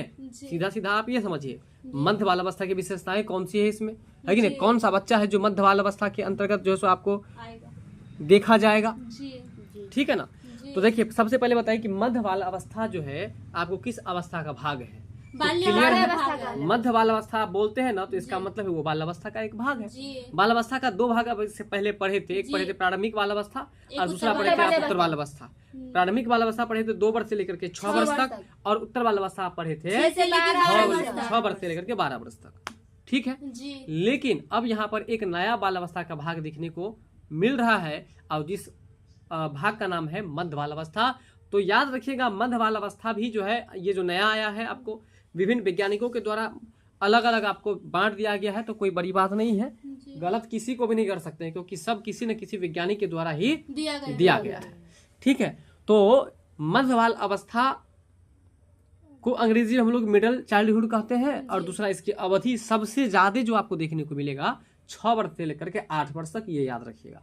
कहीं कहीं इसका उत्तर 6 वर्ष से लेकर के 11 वर्ष ही मिलेगा। मतलब समझ में आया कि नहीं? मतलब मध्य बाल अवस्था का अवधि आपको कहीं कहीं 6 वर्ष से 11 वर्ष भी दिखाई पड़ेगा आपको, और अधिकतर जो दिखाई देगा 6 वर्ष से लेकर के 8 वर्ष तक दिखाई देगा। तो 6 वर्ष से 8 वर्ष के बीच की कौन सी विशेषताएं हैं, यह आपको सारे ऑप्शन को पढ़ करके इसका आपको निकालना है। तो देखिए ऑप्शन 1 में है कि एक बच्चा जिसने नियम के अर्थ की समझ विकसित कर ली है ना, मतलब किसी भी नियम के अर्थ को वह समझने लगा है, साथ ही वह तर्क भी करने लगा है। तो आप ये जो पढ़े थे ये कहाँ पर पढ़े थे ये बताइए? उत्तर बाल्यावस्था में पढ़े थे ना। फिलहाल जो है ऑप्शन नंबर 1 को उत्तर बाल्यावस्था ही समझ करके चलते रहिएगा, अभी रुक जाइए। फिर आगे देखिए, एक बच्चा जो संभावित कारणों की परिकल्पना कर सकता है ना, तदनुसार जटिल प्रयोगों की योजना बना सकता है। अब यहाँ पर दो बातें जो है यह आपको अधिक समझने लायक है। एक है आपको परिकल्पना करना और दूसरा है आपको जटिल प्रयोगों का योजना बनाना। अब समझिए कि संभावित कारण का मतलब कि कोई भी ऐसा घटना जैसे हम आपके सामने रखें और उस घटना के बारे में आप अनुमान लगा सकते हैं कि आखिर इस घटना का क्या क्या कारण हो सकता है। तो इस तरह का आप अनुमान किस अवस्था में लगाएंगे? तो याद रखिएगा यह आप किशोरावस्था में लगा सकते हैं, और इसलिए इस ऑप्शन के आगे हम किशोरावस्था लगा दिए, जिसको अंग्रेजी में एडोलसेंस कहते हैं। एक बार पुनः फिर से समझ लीजिए। मान के चलिए आप रास्ते में कहीं जा रहे थे, रास्ते में जाने के क्रम में आप देखिए कि किसी दो व्यक्तियों के बीच में जो है सो टक्कर लग गया। वो बाइक से जा रहा था, टक्कर लग गया। तो टक्कर लगने का कारण हम आपके टक्कर लगने का बात ये प्रसंग हम आपके पास रखे तो आप इस पर अनुमान लगा रहे हैं कि हो सकता है कि दोनों का गाड़ी स्पीड था, हो सकता है कि एक का गाड़ी स्पीड था, एक का गाड़ी धीरे था। मतलब इस तरह से भिन्न भिन्न आप अनुमान लगा करके इस पर चर्चा परिचर्चा कर रहे हैं, विचार विमर्श कर रहे हैं। इसका मतलब है कि आप बहुत ही जटिल समस्याओं पर आप तर्क वितर्क कर रहे हैं, अनुमान लगा रहे हैं। तो इस तरह से जटिल समस्याओं का अनुमान लगाना या परिकल्पना करना, ये काम आप किस अवस्था में कर सकते हैं? किशोरावस्था में कर सकते हैं। याद रखिएगा किस अवस्था में कर सकते हैं? किशोरावस्था में। मुख्य रूप से आप यहाँ पर दो बातें याद रखिएगा, एक परिकल्पना करना है कि नहीं। परिकल्पना का मतलब क्या होता है, अगर इसको समझना चाहते तो ये भी समझ ले। देखिए परिकल्पना में लगा है परि का मतलब चारों ओर, और कल्पना का मतलब सोचना, तर्क लगाना, अनुमान लगाना। इसका मतलब कि किसी भी घटनाओं पर, किसी भी बातों पर जो आप अनुमान लगाते हैं, है कि नहीं, तो ये अनुमान लगाने का काम आपको कब होता है? तो किशोरावस्था में, है कि ना। देखिए परिकल्पना मतलब चारों ओर का जो चिंतन आप करने लगते हैं, है ना। जैसे किशोरावस्था में पढ़े थे ना, मैं कौन हूँ, मैं क्या हूँ, मैं भी कुछ हूँ। इस तरह से आप जो सोच रहे हैं, तो आप अपने परी मतलब आप अपने चारों ओर देखते हुए ना सोच रहे हैं। आप चारों ओर देख रहे हैं कि सबका लेवल क्या हाई हो गया, हम कुछ नहीं है कि नहीं, हमको करना चाहिए। और इसके लिए आपके मन में क्या होता है? चिंता होता है कि नहीं, चिंता होता है। तो इसलिए तो हम आप लोगों को पढ़ाए थे कि इस अवस्था में किशोर को दुश्चिंता यानी कि दुविधा भी आने लगता है कि नहीं। और वो सोचने लगता है कि मैं कौन हूँ, मेरा लेवल क्या है, मुझे क्या होना चाहिए, मेरा प्रतिष्ठा कैसे बनेगा। आप अच्छे लोगों के साथ रहने लगते हैं, आदर्श व्यक्ति का सिलेक्शन कर लेते हैं आप। बात समझ रहे कि नहीं। तो यहाँ पर याद रखिएगा कि परिकल्पना की चर्चा जब भी हो और जटिल से जटिल काम को समाधान करने की चर्चा जब भी हो, तो समझ लीजिए कि यह किशोरावस्था का बात आ रहा है। तो बताइए ऑप्शन 2 तो 100% किस अवस्था की चर्चा हो रहा है? किशोरावस्था की चर्चा हो रहा है। इसका मतलब ऑप्शन 2 जो है यह आपको प्रश्न का आंसर नहीं होगा। ऑप्शन 3 पर यदि हम बात करें तो वो भी जरा देख लीजिए आप लोग। ऑप्शन 3 कह रहा है कि एक बच्चा जो सामाजिक भूमिकाओं की नकल करना शुरू कर दिया है और काल्पनिक खेल के दौरान, मतलब वो सामाजिक भूमिकाओं की नकल करना शुरू कर दिया है और फिर आगे लिख दिया है काल्पनिक खेल के दौरान। तो इसमें आप विशेष रूप से यहाँ पर ध्यान दीजिए काल्पनिक खेल पर। बच्चा जो है, आपको हम इससे पहले के प्रश्न में पढ़ाए थे कि बच्चे किसी भी घास को साग मान करके उसका सब्जी बना लेता है, साग बना लेता है, और वह जो है मिट्टी के द्वारा ही एक गाड़ी का रूप दे देता है और उसको गाड़ी मान लेता है। मिट्टी का ही आपको साउंड बॉक्स बना लेता है और उसको बाजा मान लेता है और उसको बजाने भी लगता है कि नहीं। तो मतलब किसी वस्तु को कोई नाम दे देना ही आपको क्या कहलाता है? कल्पना करना। क्या कहते हैं? कल्पना करना। बिल्कुल। तो वही बात है आपको कि काल्पनिक खेल हम किसको कहेंगे? जब हम किसी वस्तु का नाम कोई भी संज्ञा दे देते हैं, मतलब कोई भी नाम दे देते हैं। बात समझ में आ रहा है? तो उसको हम लोग काल्पनिक खेल करते हैं। इसके बारे में तो पहले ही आपको बता दिए हैं। तो काल्पनिक खेल किस अवस्था में हो रहा था? प्रारंभिक बाल्यावस्था में। और प्रारंभिक बाल्यावस्था का उम्र क्या होता है? 2 वर्ष से लेकर के 6 वर्ष तक होता है। क्लियर है यहाँ तक? चलिए, इसके बाद तो ये जो 3 नंबर ऑप्शन है, 3 नंबर ऑप्शन किस में आया? प्रारंभिक बाल अवस्था में, यानी कि 2 से 6 वर्ष की अवस्था में। तो अभी इसका राइट आंसर निकला नहीं है। चलिए अब देखिए 4 नंबर जो ऑप्शन, ये देखिए, एक बच्चा जो अभी स्थूल कौशल दिखाना शुरू कर रहा है। तो अब सबसे पहले प्यारे बच्चों आप लोग एक चीज सुधार कर लीजिए कि यहाँ पर स्थूल कौशल को हटा करके आप सूक्ष्म कौशल रख दीजिए। क्या रख दीजिएगा? सूक्ष्म कौशल। जी, इस बुक्स में ये आपको ये जो वर्ड है स्थूल, स्थूल गलत है, स्थूल को काट करके क्या लगा देना है? सूक्ष्म। चलिए तो सभी लोग, उम्मीद है कि सभी लोग सूक्ष्म गति कौशल कर लिए होंगे आप लोग। स्थूल कौशल को बदल करके क्या कर लीजिएगा? कौशल। अब सोचिए एक बच्चा जो सूक्ष्म कौशल दिखाना शुरू कर रहा है ना, जैसे कि उसका उदाहरण दे दिया है, एक पेंसिल और ऐसी अन्य वस्तु को भी पकड़ना शुरू कर दिया है। तो आप सोचिए यहाँ पर जो पेंसिल पकड़ने की बात हो रही है और पेंसिल के जैसे और भी जो अन्य वस्तुओं को पकड़ने की बात हो रही है, तो आप सोचिए कि इसमें क्या चीज का, पेंसिल या इसी के जैसे अन्य वस्तु को जो चलाने की बात हो रही है, तो आप सोचिए कि पेंसिल पकड़ने में किसकी जरूरत होगी? उंगली की, है कि नहीं, और अंगूठी की जरूरत होगी, है कि नहीं? तो जब उंगली और अंगूठी की जरूरत होती है तो सूक्ष्म गति कौशल होता है ना, इसलिए ये स्थूल गलत लिखा हुआ है, इसको क्या कर देना? सूक्ष्म गति कौशल कर देना, पहला पॉइंट है ना। स्थूल को हटा करके सूक्ष्म लिख दीजिएगा, बस ये सही हो जाएगा। ठीक है, तो अब बताइए कि एक बच्चा जो अभी सूक्ष्म कौशल दिखाना शुरू किया है और उदाहरण भी दे दिया है कि जैसे कि पेंसिल पकड़ना शुरू किया है और इसके जैसे और भी छोटी छोटी वस्तुओं को पकड़ना शुरू कर, तो अब आप बताइए कि बच्चा किस अवस्था में पेंसिल को पकड़ने का काम शुरू कर देता है? सोच के देखिए जरा। प्रारंभिक बाल अवस्था में, यानी कि 2 से 6 वर्ष की अवस्था से ही हुआ जो है आपको पेंसिल पेन पकड़ना शुरू कर देता है। तो इसका मतलब है कि ये जो 4 नंबर ऑप्शन है यह किस अवस्था की विशेषताएं है? प्रारंभिक बाल अवस्था की विशेषता है। तो इसका मतलब है कि 41 का जो है ये 4 भी जो ऑप्शन दिया गया है ये भी आंसर नहीं है। ये जो हो गया ये अर्ली चाइल्डहुड का हो गया, यानी कि प्रारंभिक बाल अवस्था का हो गया।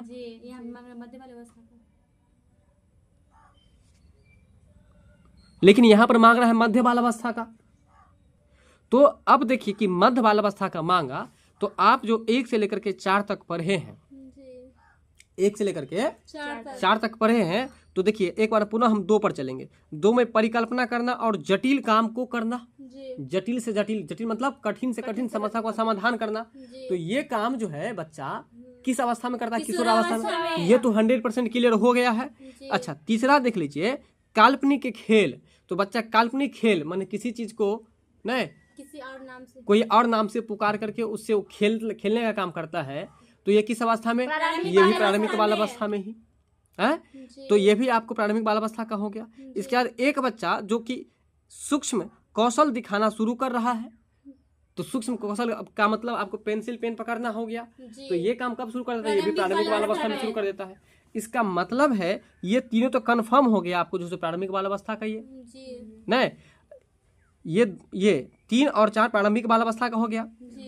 लेकिन 2 नंबर किशोरावस्था का हो गया, है कि नहीं? और वहीं अगर हम बात करें 1 की, तो 1 का उत्तर क्या आया था अपने सबको? उत्तर बाल अवस्था आया था। अब सोचिए उत्तर बाल अवस्था का अवधि क्या था? 6 से 12 वर्ष। आपको प्रश्न क्या पूछ रहा है? मध्य बाल अवस्था। और मध्य बाल अवस्था का हम एज जो बताए हैं, अवधि बताए हैं 6 से 8 तक का। अब सोचिए 6 से 8 जो है तो 6 से 12 में ही आ रहा है ना। 6 से 12 में ही आ रहा है ना। और जब 6 से 12 में आ रहा है, इसका मतलब है कि 6 से 8 को बीच बीच मान लिया, यानी कि मध्य बाल अवस्था मान लिया गया। इसलिए इसका उत्तर आप 1 आसानी से दे सकते हैं। बात समझे कि नहीं समझे? यहाँ पर ये बताइए। ये आप यहाँ पर उत्तर बाल अवस्था, आप अगर उत्तर बाल अवस्था का चर्चा होता प्रश्न में तो आप 100% उत्तर बाल अवस्था देते यहाँ पर।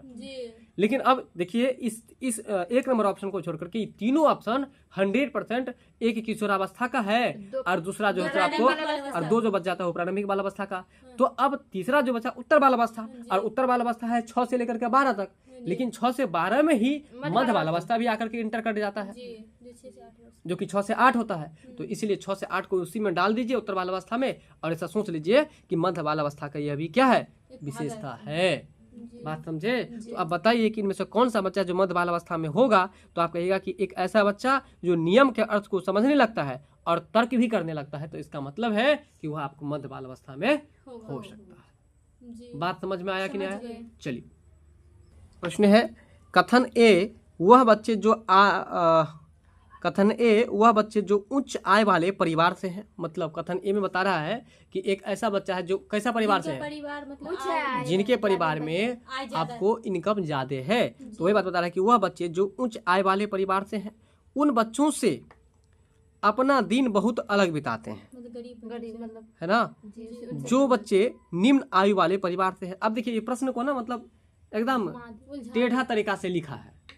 प्रश्न कहता क्या है वो समझ लीजिए। मतलब एक हाई लेवल का जो परिवार है ना, वो परिवार वाला बच्चा जो है निम्न लेवल परिवार वाला जो है, उस दोनों के बीच में ये बात हो रही है।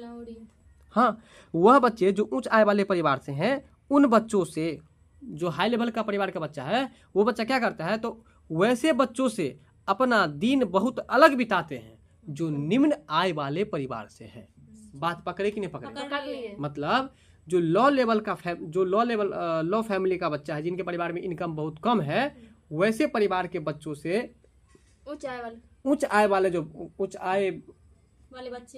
बच्चे हैं वह आपको निम्न आय वाले बच्चों से क्या कर रहे हैं, अपना अलग तरीका से दिन बिताते हैं। ठीक है, ये कथन ये समझ में आ गया।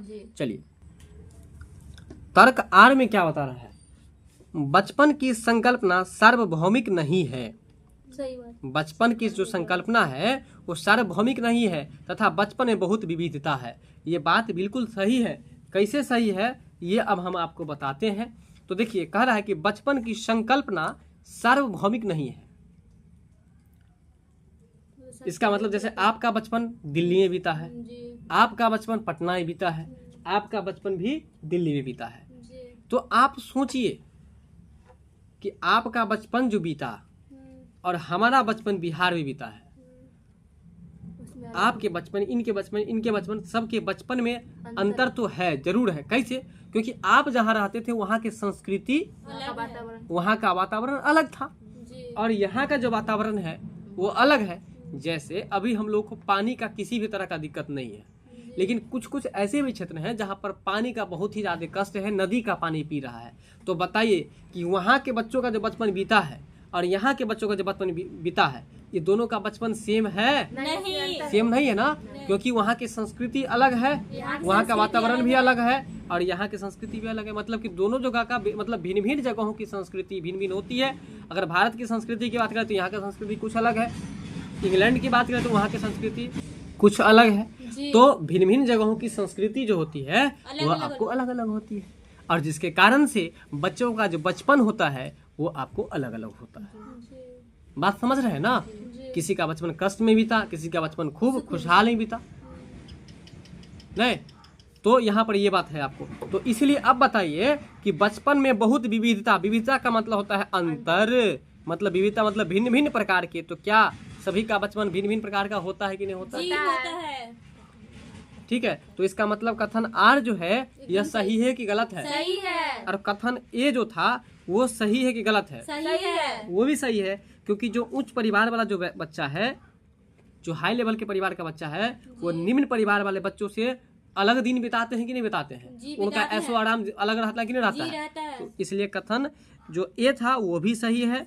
कथन तर्क आर जो है यह भी आपको क्या है, सही है।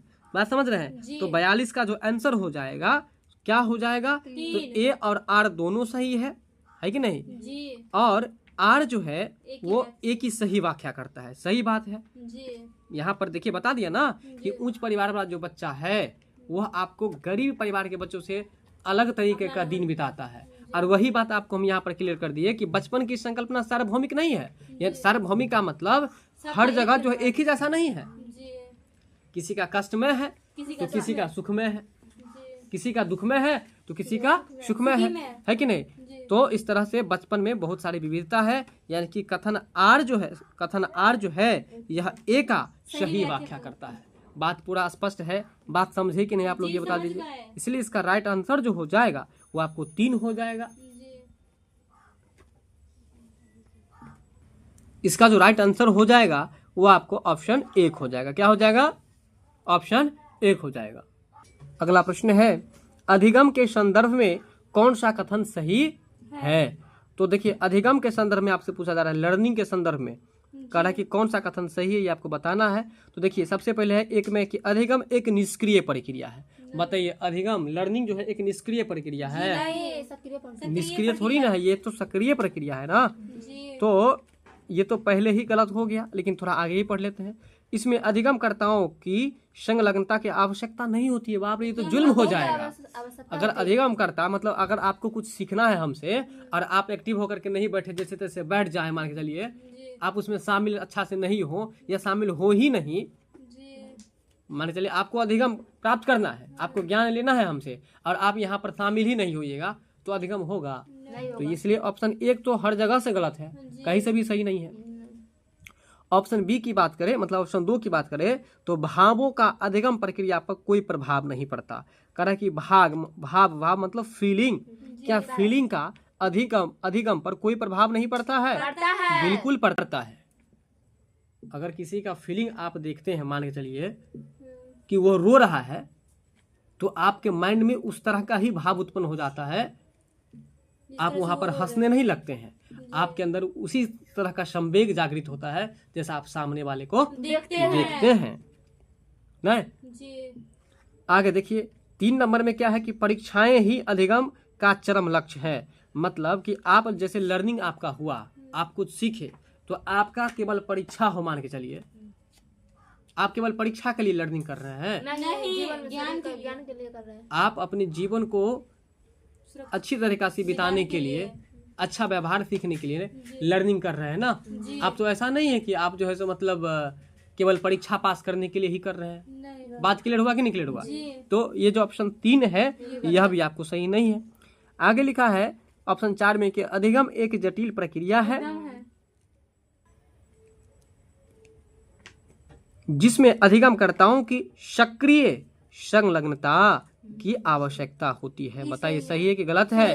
तो देखिए यहाँ भी सही है कि अधिगम एक जटिल प्रक्रिया है, पहले भी बता दिए थे, और इसमें अधिगमकर्ता को कहा है सक्रिय रूप से संलग्न होना चाहिए, तो ये भी बिल्कुल सही है। यानी कि ऑप्शन 4 जो है यह 100% सही है। राइट आंसर जो हो जाएगा आपको ऑप्शन 4 हो जाएगा। बात समझ में आ रहा है कि नहीं आ रहा है? तो अब आप लोग मुझे बताइए अगले प्रश्न पर जाने से पहले कि आप लोग अधिगम करता है कि नहीं है? हाँ, है। तो आपको हमसे अधिगम प्राप्त करने के लिए किस तरह से संलग्न होना चाहिए? वृद्धि की किस अवस्था में बालक अपनी संवेदी इंद्रियों, है ना, सेंसरी संवेदी इंद्रियों की सहायता से वस्तुओं को समझने की कोशिश करता है? अब देखिए संवेदी इंद्रिय क्या होता है, ये बात समझिए। अब यहाँ पर सबसे पहले आप लोग समझ लीजिए कि संवेदी इंद्रियां क्या होता है। देखिए हम आपको बताते हैं ना ज्ञान इंद्रिया की बात, ज्ञान इंद्रिया कितना होता है? 5 होता है, और उस ज्ञान इंद्रिया को ही संवेदी इंद्रिया कहाता है, क्योंकि ज्ञान, जैसे आप मान के चलिए कि बिल्ली गई दूध पीने के लिए, तो बिल्ली दूध पीने के लिए अगर गर्म है, मान के चलिए नहीं, मुंह जैसे ही डाली तो उसको खूब गर्म लगा, काफी उसको परेशानी उत्पन्न हो गई, तो इसके बाद वो बिल्ली जो है दोबारा पीने के लिए जाने से पहले वो फूंक लेती है, उसको परख लेती है कि वो ऐसा तो नहीं कि उसी दिन के जैसा वो गर्म है। तो क्यों ऐसा क्यों करती है? क्योंकि उनको ज्ञान उस दिन हो गया था। इसीलिए आप याद रखिएगा कि ज्ञान इंद्रिया को ही संवेदी इंद्रिया कहा जाता है। ये बात समझ में आ गया? तो ज्ञान इंद्रिया क्या गो है? 5। आँख, कान, नाक, जीभ, त्वचा। ठीक है, तो संवेदी इंद्रिय समझ में आ गया ना? चलिए अब प्रश्न फिर से आ जाइए। तो कहता है कि वृद्धि के किस अवस्था में, इसका आंसर आप लोग अपने मन से जवाब दीजिएगा। वृद्धि के किस अवस्था में बालक अपनी संवेदी इंद्रियां यानी कि सेंसरी की सहायता से वस्तुओं को समझने की कोशिश करता है? मतलब वृद्धि की ऐसी कौन सी अवस्था है जिसमें बच्चा जो है अपने संवेदी इंद्रिय के माध्यम से, अपने संवेदी इंद्रिय के माध्यम से, मतलब आंख, कान, नाक, जीभ और त्वचा के माध्यम से वह वस्तुओं के बारे में समझने लगता है। तो अब आप सोच के बताइए, शैशवावस्था, शैशवकाल अवस्था, पूर्व बाल्यावस्था या आरंभिक बाल अवस्था, इस चारों में से इसका सही आंसर क्या होगा? इसके बाद आपका अगला प्रश्न है, वृद्धि की किस अवस्था में बालक अपनी संवेदी इंद्रियों की सहायता से, किसकी सहायता से? संवेदी इंद्रियों की सहायता से। संवेदी इंद्रियों पहले सबसे पहले समझिए। संवेदी इंद्रिय का मतलब होता है ज्ञान इंद्रियां, और ज्ञान इंद्रिया की संख्या कितनी है? 5। कौन कौन सी है? आँख, नाक, कान, जीभ, त्वचा। तो देखिए आंख, कान, जीभ और त्वचा, ये 5 चीज जो हुआ, आंख, कान, नाक, जीभ और त्वचा, ये 5 चीज, ये पांचों जो इंद्रियां हैं, इनकी सहायता से जो है वस्तुओं के बारे में बच्चे समझने लगते हैं। लेकिन कब समझने लगते हैं, किस अवस्था में समझने लगते हैं, ये आपसे प्रश्न पूछा जा रहा है। तो ये प्रश्न आपको रटने वाला है, आप इसको रट करके याद कर लीजिएगा, ज्यादा टेंशन लेने की जरूरत नहीं है। ठीक है, तो इसका राइट आंसर जो हो जाएगा आपको 44 का क्या हो जाएगा? 4 नंबर हो जाएगा। बात समझ में आ रहा है? 44 का कौन सा आंसर होगा? 4 नंबर। तो बताइए कि वृद्धि के किस अवस्था में बच्चे अपने संवेदी इंद्रियों के माध्यम से, यानी कि ज्ञान इंद्रिय यानी कि आँख, कान, नाक, जीभ, त्वचा के माध्यम से, हाँ, इतने इंद्रियों के माध्यम से जो वस्तुओं के बारे में समझने लगते हैं, तो वो किस अवस्था में? आरंभिक बाल्यावस्था में। फिर से बताइए। आरंभिक बाल्यावस्था में। चलिए, और इस प्रश्न में आप देख रहे हैं स्टार भी हम लगा दिए हैं, और स्टार लगाने का मतलब याद करना इसको है, एकदम कंफर्म रट करके याद कर लेना है। अब आज के क्लास का जो लास्ट प्रश्न है, इस प्रश्न को भी जरा हम लोग देख लेते हैं। खिलौने की आयु यानी कि टॉय एज है ना, जब बच्चा खिलौना से खेलता है तो उस अवस्था को हम लोग पूछ रहा है कि कौन सा अवस्था कहते हैं। तो याद रखिएगा कि खिलौने की आयु जो कहा जाता है आपको 6 वर्ष से, है ना, 2 वर्ष से लेकर के 12 वर्ष तक के अवस्था को खिलौने की अवस्था कहा जाता है। क्योंकि ये जो आयु रहता है, बाल अवस्था जो होती है, उसमें बच्चा खिलौना से खेलने में ज्यादा ही इंटरेस्ट लेता है। तो याद रखिएगा कि खिलौने की आयु या टॉय एज जो कहा जाता है आपको किस अवस्था को कहा जाता है? बाल्यावस्था को, यानी कि अंग्रेजी में से क्या कहा जाता है बताइए? चाइल्डहुड। अंग्रेजी में क्या कहता है? चाइल्डहुड। यानी कि किस अवस्था को टॉय एज यानी कि खिलौने की अवस्था कहा जाता है? तो बाल्यावस्था को। ठीक है, हमने एक एक करके विगत वर्षों में पूछे गए प्रश्न को विस्तृत और सटीकता से समझाने का प्रयास किया हूँ। वीडियो आपको पसंद आया हो तो लाइक शेयर सब्सक्राइब जरूर कीजिएगा। साथ ही चाहते हैं कि अगला नोटिफिकेशन आप तक आए तो बेल आइकन पर भी क्लिक कर लीजिएगा। मिलते हैं अगले वीडियो में, तब तक के लिए बहुत बहुत धन्यवाद।